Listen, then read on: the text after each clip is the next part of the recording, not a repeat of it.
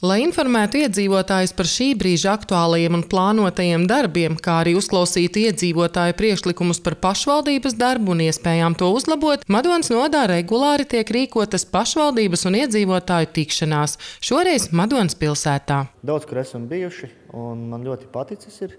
Es tiešām esmu saredzējis, saklausījis to, ko varbūt no Madonas tur nekad neieraugi. Katra pagasta lokālās lietas tiek atrisinātas vairāk vai mazāk, tādas mazākas uzreiz.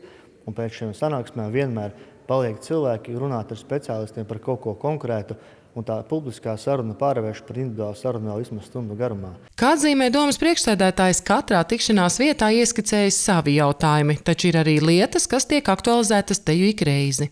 Publiskā ārtelpa ir tas, kas visvairāk pagastu ceļi, tas, vai tie tiks tīrīti ziemā, kā tiks uzturēti vasarā, ielu apgaismojums ciematos, dažāda veida komunālajie jautājumi. Tas ir tāds viens jautājuma bloks. Otrs ir pašvaldības funkcijas, vai visas tiks saglabātas, vai tiks saglabāta bezmaksas ēdināšana, vai pašvaldība kaut ko nedomā reorganizēt. Un tad ir katram kaut kāda individuāla jautājuma, ļoti dažādi. Piemēram, Vestienā mēs ļoti runājam par Kāla ezeru. Tālīzerē mēs runājam par brāļu Beideru un brāļu Lielbāžu panākumiem sportā. Osnā mēs runājam par to, ka valsts meži veido milzīgu ražotni un to, kā pašvaldība var tam nākt talkā un likt kopā resursus.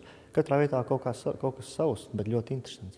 Tikšanās Madonā iesākās ar speciālistu vēstījumu par projektu īstenošanu pilsētas teritorijā, informāciju par pieejamajām aplikācijām, tostarp izstrādāto pašvaldības resursu karti, informējot par sociālo atbalstu, atbalstu iedzīvotāju iniciatīvām un citām aktualitātēm. Savukārt otrā daļa bija paredzēta atbildēm uz iedzīvotāju jautājumiem, taču tā pārvērtās par konkrētu daudzdzīvokļu māju problēmu risināšanas platformu. Cilvēki nenāk, jo principā vienas personas visu vakaru aizņem. Es uzskatu, vadītājiem vajadzēja teikt, labi, izrunāsim pēc tam un dodiet citiem vārdu. Ko šitā sēdēt, klausīties tur par kaut kādu vienu jautājumu, ka viņi muļļā jau stundu, man liekas. Es arī gribu uzdot jautājumus man visu privātu māju īpašniekiem, es domāju, aktuāls, bet es nesēdēšu te visu vakaru un neklausīšos divus tantukus. 3 personu diskusija ar novadu vadību. Tāpēc arī šeit nav cilvēki. Un mēs sēžam. Un šeit ir jautājums par līdzekļu liederīgu lietošanu. Vajag taisīt tikšanos ar iedzīvotājiem, bet viņai jābūt konstruktīvai. No visām pusēm. No pašvaldība cenšas būt konstruktīva, bet arī iedzīvotājiem jāsaprot. Diemžēl bēdīgi. Madoniešu pasivitātei nenākot uz sapulcēm bija arī kāds cits skaidrojums. Šādas klātienes sanāksmes ir ļoti vērtīgas.